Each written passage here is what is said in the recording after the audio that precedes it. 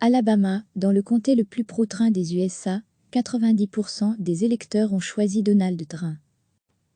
Note de la rédaction, ce reportage a été réalisé fin février 2020, avant la mise en place de mesures de confinement liées à la pandémie de Covid-19 aux États-Unis. En ce jour de fin février, on ne parle pas encore de propagation sévère du Covid-19 aux États-Unis. Il n'y a encore officiellement aucun décès lié au coronavirus dans le pays et le confinement n'est pas à l'ordre du jour. Alors quand il nous ouvre les portes de sa propriété, Tommy Gentle a le sourire. Ce retraité nous accueille pour nous montrer les drapeaux qu'il a hissés dans son jardin, il y a déjà quelques mois. Le premier, c'est la bannière étoilée, le drapeau des États-Unis. Juste en dessous, l'autre étendard indique Train 2020, qui America gris. Et celui-là, Tommy n'en est pas peu fier. Quand je le regarde, je me sens très patriote. Je veux que tout le monde sache que je suis un supporter de Donald Trump. Tommy habite depuis plus de 40 ans dans le comté de Winston, dans le nord de l'Alabama. Une terre un peu particulière. Ici, 9 électeurs sur 10 ont voté pour Donald Trump en 2016. 90% des voix sont allées vers l'actuel président des États-Unis contre seulement 8,5% pour son adversaire démocrate de l'époque, Hillary Clinton. Les 1,5% des voix restantes étant partagées entre deux candidats indépendants. Un record qui fait du comté de Winston, le territoire le plus pro-train des États-Unis comparativement au nombre d'habitants. En clair, ici, 45e président est en terrain conquis. Pour Tommy, pas de doute, Donald Trump est le président que l'Amérique attendait depuis très longtemps. Depuis que je suis en âge de voter, je peux vous dire que Donald Trump est le meilleur président que j'ai jamais connu, et j'ai 76 ans. L'homme, ancien propriétaire d'une entreprise de transport par camion, ne tarit pas d'éloges pour l'actuel occupant du bureau ovale. C'est quelqu'un qui fait ce qu'il dit. Il a fait beaucoup de promesses pendant la campagne, et il a tenu ses promesses. Il y a longtemps que ce pays n'a plus été dans une si bonne situation. À ce moment-là, juste avant la crise sanitaire que le pays connaît actuellement, Tommy saluait les résultats de la politique économique America First du président, qu'il qualifiait d'excellent. Sans surprise, Tommy ira voter en novembre prochain, et il n'y a qu'un seul nom qu'il veut glisser dans l'urne. Donald Trump, évidemment, lance le septuagénaire. Il a fait vraiment beaucoup pour l'économie de ce pays. Le taux d'emploi est au plus haut depuis de nombreuses années. Et quand on lui demande s'il y a malgré tout quelque chose qui lui déplaît chez Donald Trump, il est catégorique. Rien ne me vient à l'esprit. Je suis d'accord avec tout ce qu'il a fait. Il a fait beaucoup de choses pour ce pays. Demandez à tout le monde ici, personne ne vous dira le contraire. Il est vrai que trouver quelqu'un ici qui ne soutient pas Donald Trump, c'est jouer à une loterie à laquelle on a très peu de chances de gagner. Si Donald Trump était un pays, il s'appellerait Winston County, nous lance une dame à la sortie d'un magasin de Haleyville, la plus grande ville du comté, avec ses 4100 habitants. Mais je n'ai pas envie de répondre aux interviews, nous dit-elle avant de continuer son chemin. Un peu plus loin, nous rencontrons Maggie Moldan. Du haut de ses 22 ans, la jeune femme s'intéresse à la politique. Parler des prochaines élections? Avec plaisir, nous répond-elle. Pour qui avez-vous voté en 2016? C'était la première fois que je votais, et j'ai choisi Donald Trump, lance-t-elle. Il a fait de meilleures promesses que les démocrates, et je crois qu'il accomplira ses promesses. Selon elle, l'argument numéro 1 en faveur du président, c'est son profil. Je sais que c'est un homme d'affaires. Il a accompli beaucoup de choses, et il est focalisé sur l'économie, il œuvre pour le bien de notre nation. Maggie ne se définit pourtant pas comme une républicaine. Je ne sais pas encore si je vais revoter Trump en 2020, explique-t-elle. Si les démocrates placent quelqu'un qui me semble valable pour affronter Trump, je pourrais peut-être voter pour cette personne. Mais il faudra que ce candidat soit en accord avec les valeurs qu'elle défend. Et pour l'instant, selon elle, c'est Donald Trump qui en est le plus proche. Les valeurs que je défends sont celles des conservateurs. Je vis dans le comté de Winston, et ici, nous penchons presque tous plutôt vers les conservateurs. C'est notre mode de vie, ce sont nos racines, précise-t-elle. Maggie défend par exemple la volonté de Donald Trump de soutenir les mouvements pro-life, NDLR, pour la vie, qui militent contre l'avortement. Je pense que la vie est précieuse. Même si je pense aussi qu'il y a des circonstances particulières comme le viol, l'inceste ou les problèmes liés à la grossesse qui peuvent justifier un avortement. Mais les gens qui considèrent l'avortement comme une manière de mettre simplement fin à une grossesse, parce qu'elle est non désirée, là, je ne suis pas d'accord du tout. En 1973, la Cour suprême des États-Unis a décidé de légaliser le droit à l'avortement, mais certains États ont entrepris de faire entrer en vigueur, sur leur territoire, des législations beaucoup plus contraignantes. C'est notamment le cas de l'Alabama qui, en mai 2019, a même adopté la loi anti-avortement la plus répressive des États-Unis en indiquant que l'IV était considérée comme un homicide, même si elle était pratiquée en cas de viol ou d'inceste. Selon cette loi, les médecins qui pratiqueraient l'IV pourraient se voir infliger des peines allant de 10 à 99 ans de prison, sauf en cas de danger vital pour la mère. En octobre 2019, la justice des États-Unis a bloqué l'application de cette loi estimant qu'elle violait la jurisprudence de la Cour suprême. Dans une école secondaire de l'Est du comté, nous assistons au cours de sciences de Tonya. L'enseignante est aujourd'hui devant des enfants d'une quinzaine d'années. Dès notre arrivée, elle tient à nous dire qu'elle adore son métier. Nous sommes tellement bénis par Dieu d'être ici, glisse cette quadragénaire. Cette école est incroyable. Les gens sont incroyables. La politique, vous en parlez en classe? Oui, nous en parlons. Particulièrement si les enfants me demandent mon opinion, répond-elle. Récemment, par exemple, Tonya est revenue avec ses élèves sur le moment où Nancy Pelosi, la présidente démocrate de la Chambre des représentants, a déchiré le discours de Donald Trump sur l'état de l'Union pour protester contre le refus du président de lui serrer la main. L'enseignante ne retient qu'une seule chose: je leur ai dit que c'était un cruel manque de respect envers le président. Quel exemple cela montre-t-il à ses enfants, s'interroge-t-elle, devant la classe. Je n'ai jamais, de toute ma vie, vu une période pendant laquelle les gens ont été si irrespectueux envers le président qui est en exercice dans notre pays. Elle est catégorique. Pour elle, le comportement de Donald Trump envers Nancy Pelosi ne justifie rien. Malgré les indices, elle ne nous dira pas, face à notre caméra, pour qui elle votera en 2020. Elle assure en tout cas qu'elle se rendra aux urnes. Chez moi, quand nous étions adolescents, nous étions plus impatients de nous inscrire sur les registres pour pouvoir voter que d'obtenir notre permis de conduire, confie-t-elle. En tout cas, elle sera attentive aux valeurs défendues par les candidats, notamment concernant la question de l'avortement et sur les questions liées à l'éducation sexuelle. Quand elle en parle avec ses élèves, comme dans beaucoup d'écoles en Alabama, c'est l'abstinence qu'elle préconise. Je leur parle des méthodes contraceptives, explique Tonya. Mais bien sûr, je leur dis surtout que la meilleure chose, c'est ne rien faire du tout, jusqu'à ce qu'ils soient mariés et prêts à avoir un enfant.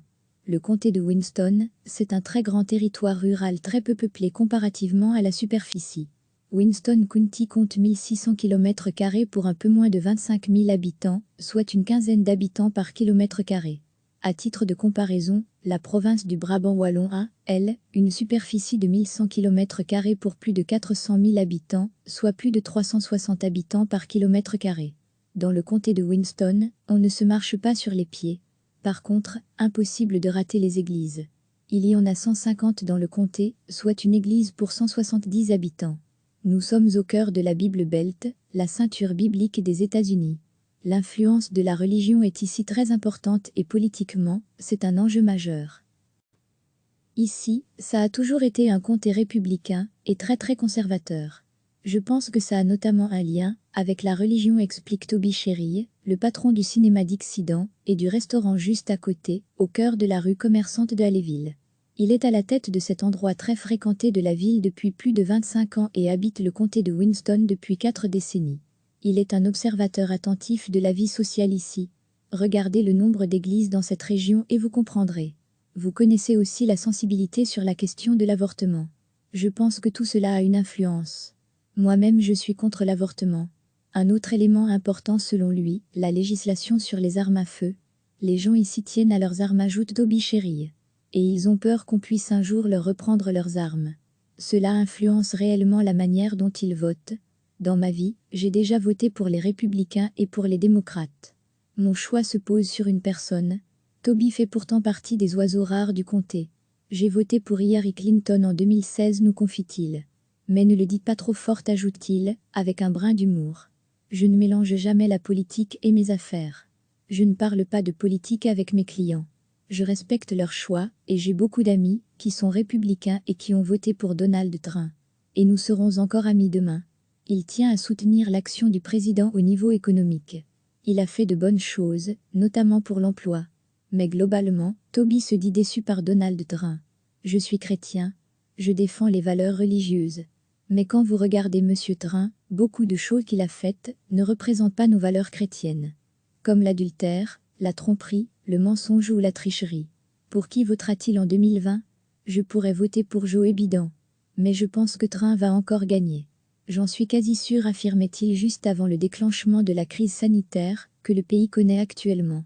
Dans l'État d'Alabama, il y a 67 comtés et Winston est celui qui est majoritairement républicain depuis le plus longtemps, nous explique Gregory Fari. Greg, comme on le surnomme ici, est né dans le comté de Winston. Il n'a jamais vécu ailleurs. Aujourd'hui, il est à la fois avocat, patron d'entreprise et vice-président du Parti républicain du comté.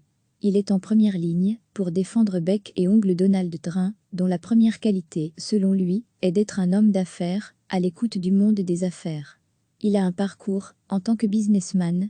Souvent, dans notre pays, nous avons des politiciens qui n'ont pas beaucoup d'expérience du monde de l'entreprise. Ce sont des politiciens professionnels. Parfois, ils ne comprennent pas ce à quoi les patrons d'entreprise sont confrontés. Et le président Trump, lui, comprend. Il sait que s'il y a trop de règles, c'est très mauvais pour nous. Quand on parle avec Greg Fari, c'est tout le programme de Donald Trump qui est passé en revue. La décoration de son bureau d'avocat ne laisse d'ailleurs pas de place au doute. Le logo du Parti républicain trône en bonne place, dans sa bibliothèque T. Son porte-manteau est aux couleurs de la NRA, le puissant lobby pro-armes aux États-Unis. Le président Trump a beaucoup de qualités que nous apprécions ici. Nous croyons en sa politique forte au niveau militaire, au niveau de la défense.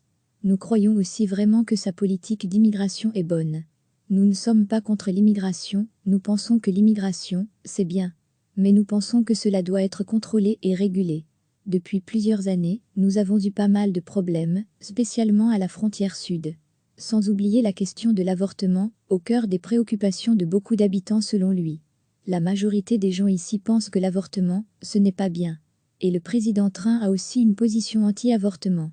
Quand nous lui avions posé la question, fin février, avant la crise du Covid-19 aux États-Unis, Gregory Fari ne doutait pas une seconde de la réélection de Donald Trump. Je pense que sa victoire sera encore plus large cette année. En Alabama, devenir le territoire le plus pro-Trump est en tout cas un titre très convoité. À tel point que le Parti républicain du comté de Cullman, voisin de celui de Winston, a lancé au mois de mars dernier une compétition amicale pour tenter de rafler le titre cette année avec un slogan « Cullman County Trump Country », le comté de Cullman est le pays de Trump. En 2016, les électeurs du comté de Cullman n'étaient pas très loin du Graal. Ils ont déjà voté à 88% pour Donald Trump contre 90% dans le comté de Winston. Reste à savoir quel sera l'impact de la gestion de la crise sanitaire actuelle. Va-t-elle peser négativement sur l'opinion des fervents partisans de l'actuel président américain? Ou bien, au contraire, va-t-elle renforcer encore sa popularité? Réponse après le 3 novembre 2020, quand nous aurons les résultats de l'élection présidentielle. Recevez chaque matin l'essentiel de l'actualité. Note de la rédaction. Ce reportage a été réalisé fin février 2020, avant la mise en place de mesures de confinement liées à la pandémie de Covid-19 aux États-Unis. En ce jour de fin février, on ne parle pas encore de propagation sévère du Covid-19 aux États-Unis. Il n'y a encore officiellement aucun décès lié au coronavirus dans le pays et le confinement n'est pas à l'ordre du jour. Alors quand il nous ouvre les portes de sa propriété, Tommy Jante là le sourire. Ce retraité nous accueille pour nous montrer les drapeaux qu'il a hissés dans son jardin, il y a déjà quelques mois. Le premier, c'est la bannière étoilée, le drapeau des États-Unis. Juste en dessous, l'autre étendard indique Train 2020, qui America gris. Et celui-là, Tommy n'en est pas peu fier. Quand je le regarde, je me sens très patriote. Je veux que tout le monde sache que je suis un supporter de Donald Trump. Tommy habite depuis plus de 40 ans dans le comté de Winston, dans le nord de l'Alabama. Une terre un peu particulière. Ici, 9 électeurs sur 10 ont voté pour Donald Trump en 2016. 90% des voix sont allées vers l'actuel président des États-Unis contre seulement 8,5% pour son adversaire démocrate de l'époque, Hillary Clinton. Les 1,5% des voix restantes étant partagées entre deux candidats indépendants. Un record qui fait du comté de Winston le territoire le plus pro-Trump des États-Unis comparativement au nombre d'habitants. En clair, ici, 45e président est en terrain conquis. Pour Tommy, pas de doute, Donald Trump est le président que l'Amérique attendait depuis très longtemps. Depuis que je suis en âge de voter, je peux vous dire que Donald Trump est le meilleur président que j'ai jamais connu, et j'ai 76 ans. L'homme, ancien propriétaire d'une entreprise de transport par camion, ne tarit pas d'éloges pour l'actuel occupant du bureau ovale. C'est quelqu'un qui fait ce qu'il dit. Il a fait beaucoup de promesses pendant la campagne, et il a tenu ses promesses. Il y a longtemps que ce pays n'a plus été dans une si bonne situation.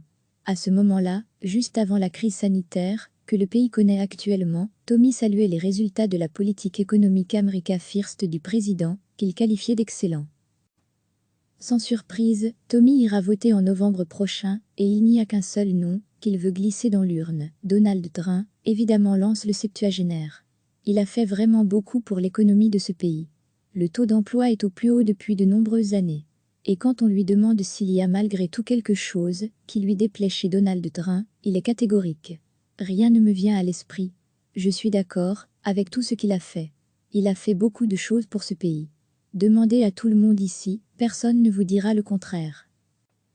Il est vrai que trouver quelqu'un ici qui ne soutient pas Donald Trump, c'est jouer à une loterie à laquelle on a très peu de chances de gagner.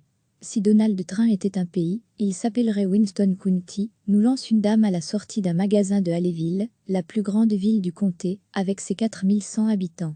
Mais je n'ai pas envie de répondre aux interviews, nous dit-elle avant de continuer son chemin.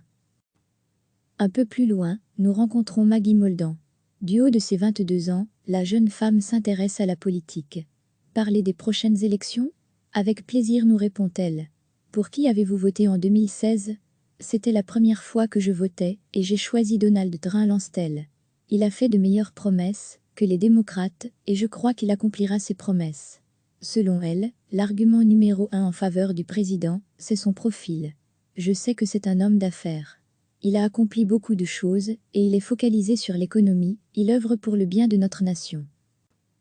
Maggie ne se définit pourtant pas comme une républicaine. Je ne sais pas encore si je vais revoter Trump en 2020, explique-t-elle. Si les démocrates placent quelqu'un qui me semble valable pour affronter Trump, je pourrais peut-être voter pour cette personne. Mais il faudra que ce candidat soit en accord avec les valeurs qu'elle défend. Et pour l'instant, selon elle, c'est Donald Trump qui en est le plus proche. Les valeurs que je défends sont celles des conservateurs. Je vis dans le comté de Winston, et ici, nous penchons presque tous plutôt vers les conservateurs. C'est notre mode de vie, ce sont nos racines, précise-t-elle.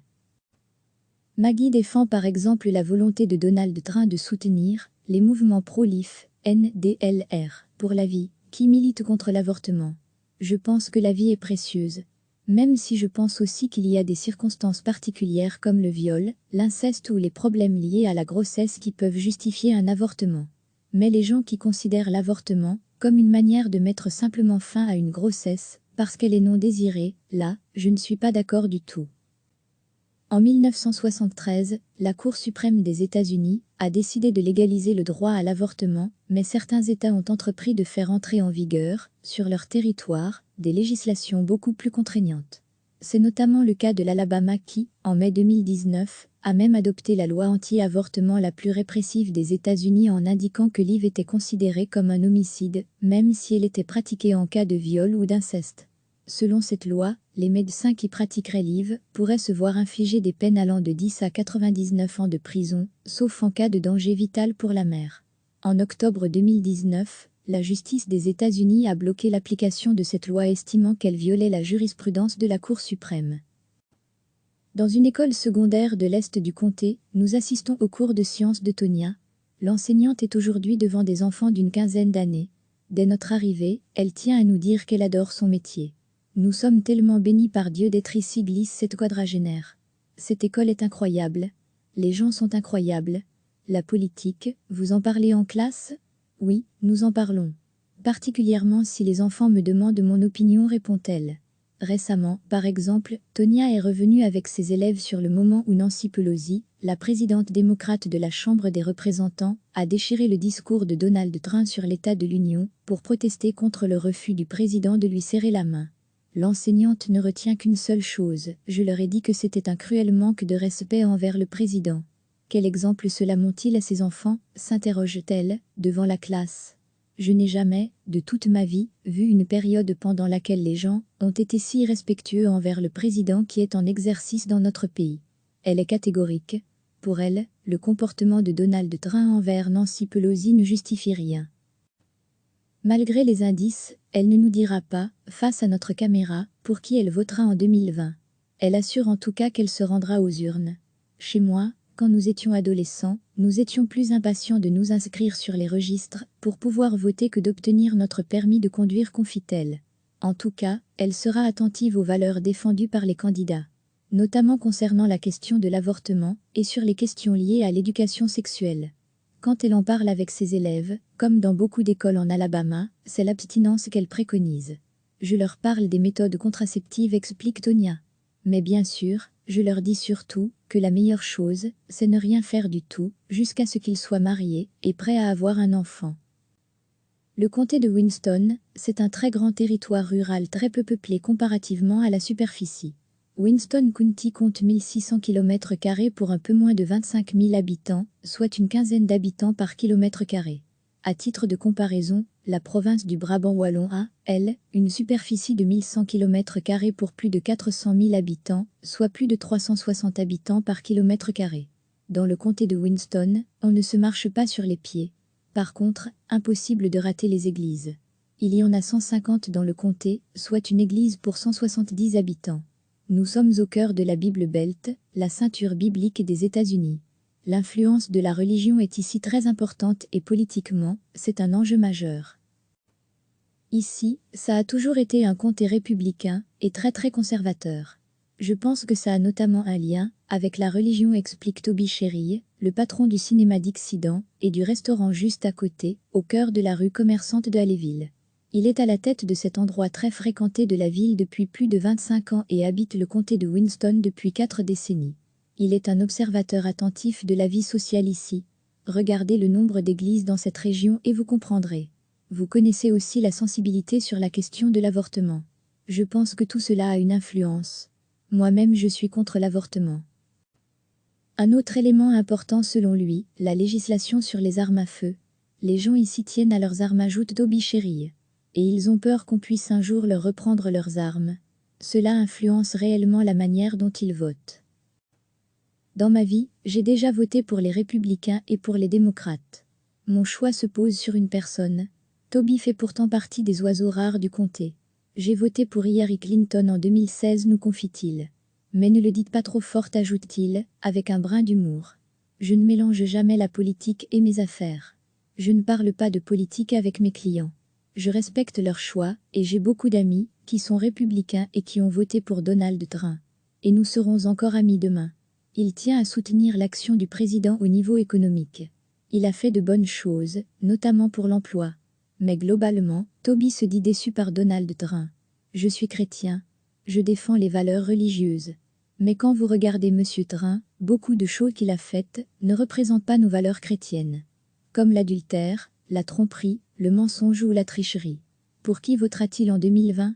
Je pourrais voter pour Joe Biden. Mais je pense que Trump va encore gagner. J'en suis quasi sûr, affirmait-il juste avant le déclenchement de la crise sanitaire que le pays connaît actuellement.